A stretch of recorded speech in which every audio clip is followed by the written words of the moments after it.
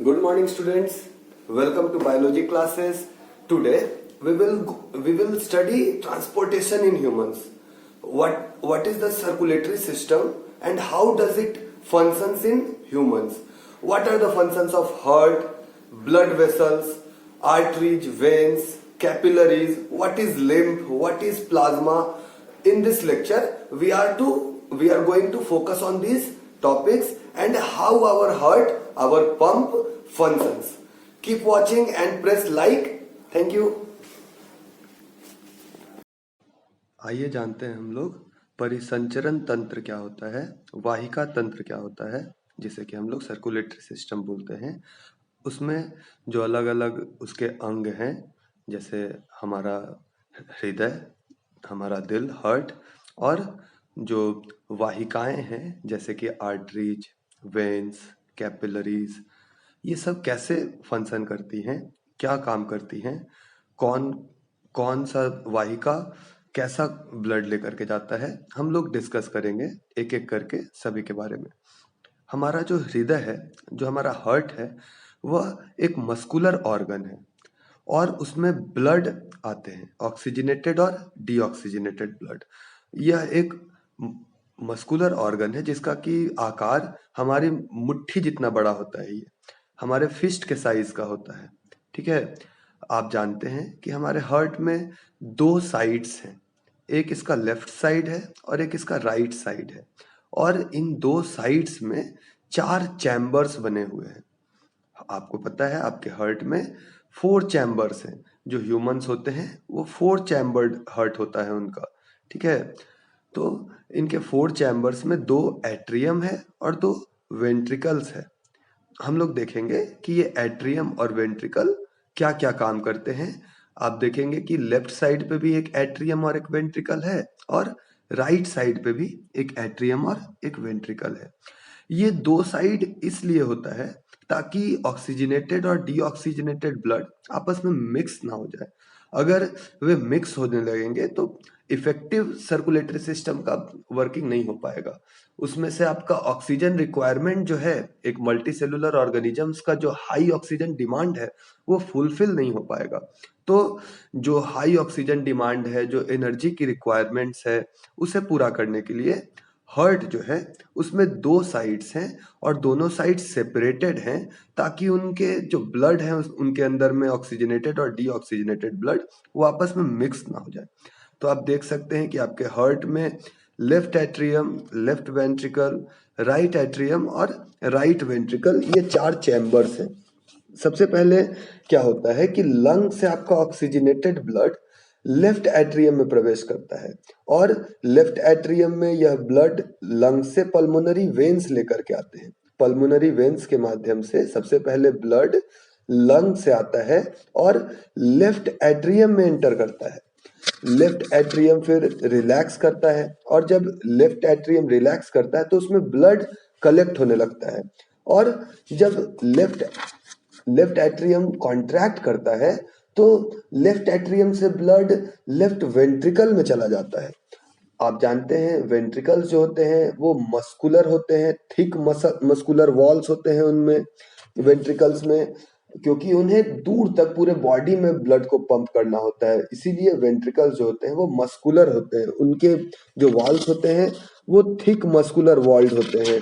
तो इस तरीके से आपका सबसे पहले ब्लड जो है लंग से ऑक्सीजनेटेड ब्लड प्रवेश करता है लेफ्ट एट्रियम में, लेफ्ट एट्रियम से ऑक्सीजनेटेड ब्लड लेफ्ट वेंट्रिकल में जाता है और फिर लेफ्ट वेंट्रिकल उस ऑक्सीजनेटेड ब्लड को अरोटा, आर्टरीज के माध्यम से पूरे बॉडी में भेज देता है ताकि बॉडी के हर एक सेल को ऑक्सीजन मिल सके, ताकि उस ऑक्सीजन के मदद से ऊर्जा बन सके।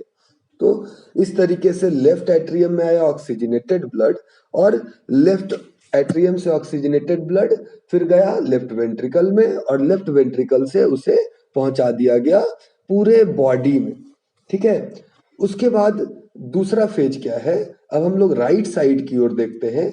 राइट साइड में जो आपका राइट एट्रियम है, राइट एट्रियम में डीऑक्सीजनेटेड ब्लड आता है और यह ब्लड पूरे बॉडी से आता है। पूरे बॉडी से डीऑक्सीजनेटेड ब्लड आकर के राइट एट्रियम में एंटर करता है। राइट एट्रियम रिलैक्स करता है और उसमें ब्लड कलेक्ट होने लगता है। जब राइट एट्रियम कॉन्ट्रैक्ट करता है तो ये डीऑक्सीजनेटेड ब्लड को राइट वेंट्रिकल में भेज देता है। फिर राइट वेंट्रिकल, यहाँ पर फिर से आप जानते हैं कि राइट वेंट्रिकल के जो वॉल्स होते हैं वो थिक मस्कुलर वॉल होते हैं। राइट वेंट्रिकल पहले तो रिलैक्स करता है और उसमें डीऑक्सीजनेटेड ब्लड कलेक्ट होता है। उसके बाद जब राइट वेंट्रिकल कॉन्ट्रैक्ट करता है तो ये डीऑक्सीजनेटेड ब्लड को वापस से लंग्स में भेज देता है पल्मोनरी आर्टरी के जरिए, ताकि उस ब्लड का ऑक्सीजनेशन हो सके, ताकि वो फिर से वो ब्लड हमारे बॉडी में डिफरेंट पार्ट्स में भेज दिया जाए। आपको पता है कि वेन्स में आपके वाल्व्स होते हैं। यह वाल्व्स इस बात को सुनिश्चित करते हैं कि ब्लड बैकवर्ड फ्लो ना करे। फिर से आप जानते हैं आपके ब्लड में प्लाज्मा होता है। जो प्लाज्मा होता है वो एक फ्लूइड है जिसमें कि आपके सारे लिम्फ प्लाज्मा आपके फ्लूइड है जिसमें कि आपके सारे सेल्स फ्लोट कर रहे हैं, सारे कंपोनेंट सेल के फ्लोट कर रहे हैं। लिम्फ एक टिश्यू फ्लूइड है। आप जानते हैं लिम्फ को टिश्यू फ्लूइड भी बोला जाता है। जब कुछ मात्रा में जब प्लाज्मा जिसमें कि प्रोटीन्स है, ब्लड सेल्स है, ये सब जब टिश्यूज के बीच के गैप्स में जब ये चले जाते हैं तो इसे हम लोग टिश्यू फ्लूइड या लिम्फ के नाम से जानते हैं। लिम्फ जो है वो डाइजेस्टेड फूड, एब्जॉर्ब्ड फैट जो कि इंटेस्टाइन से आ रहे हों, और ये सबको अपने साथ लेकर के फ्लो करवाता है। ये फ्लूइड मीडियम में ही ये सारा कुछ जमा होता है, एब्जॉर्ब्ड फैट, डाइजेस्टेड फूड, और जो एक्सेस फ्लूइड होता है ये भी कभी कभी वापस इंट्रासेलुलर टिश्यू स्पेसेस के बीच से इसको वापस ब्लड में भी भेज दिया जाता है। तो लिम्फ जो है वो टिश्यू फ्लूइड है जिसमें कि आपका red blood cell, white blood cell, platelets और आपके सारे दूसरे कंपोनेंट जैसे कि डाइजेस्टेड फूड, एब्जॉर्ब्ड फैट, ये सब आपके फ्लोट करते हैं लिम्फ में। ठीक है। उसके बाद फिर हम लोग जानते हैं कि हमारा जो ब्लड है उसमें डिफरेंट टाइप्स ऑफ थिंग्स है। ब्लड एक फ्लूइड कनेक्टिव टिश्यू है। ब्लड एक ऐसा टिश्यू है जो कि हम लोगों के बॉडी को कनेक्ट करवाता है, हमारे डिफरेंट पार्ट्स को कनेक्ट करवाता है और उन पार्ट्स के बीच में ये सुनिश्चित करता है ट्रांसपोर्टेशन का। ये ऑक्सीजन का ट्रांसपोर्टेशन करवाता है। ब्लड के माध्यम से CO2 हमारे बॉडी के डिफरेंट पार्ट्स से लंग्स में पहुंच के वापस इसको हम लोग एक्सहेल आउट करते हैं। ब्लड न्यूट्रिएंट्स को भी अपने साथ में लेकर के फ्लो करता है और कई बार ब्लड के माध्यम से निट्रोजीनियस वेस्टेज का भी डिस्पोजल होता है। आप जानते हैं ब्लड किडनी में जाकर के उसका फिल्ट्रेशन होता है किडनी में, और उसमें से जो निट्रोजीनियस वेस्टेज होते हैं उनको हम लोग अलग कर लेते हैं।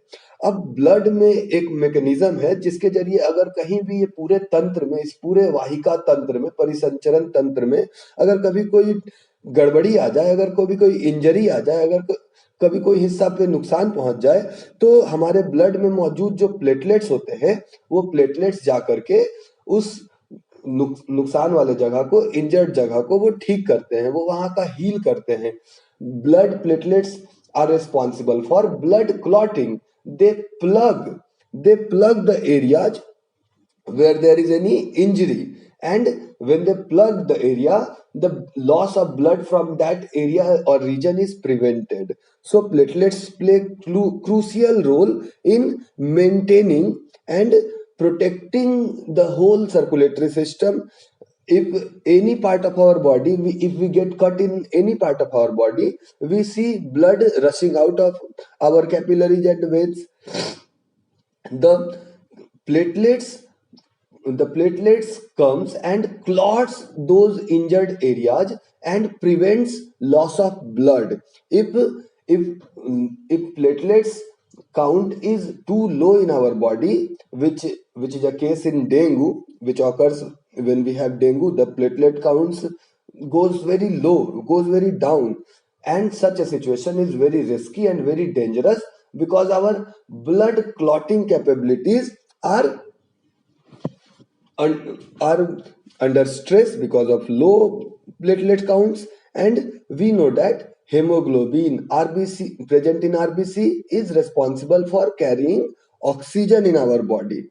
White blood cells are also called the soldiers of our body. They are the fighters of our body. They fight against the microbes that might enter our body, and the white blood cells hence are called soldiers of our body. Thank you.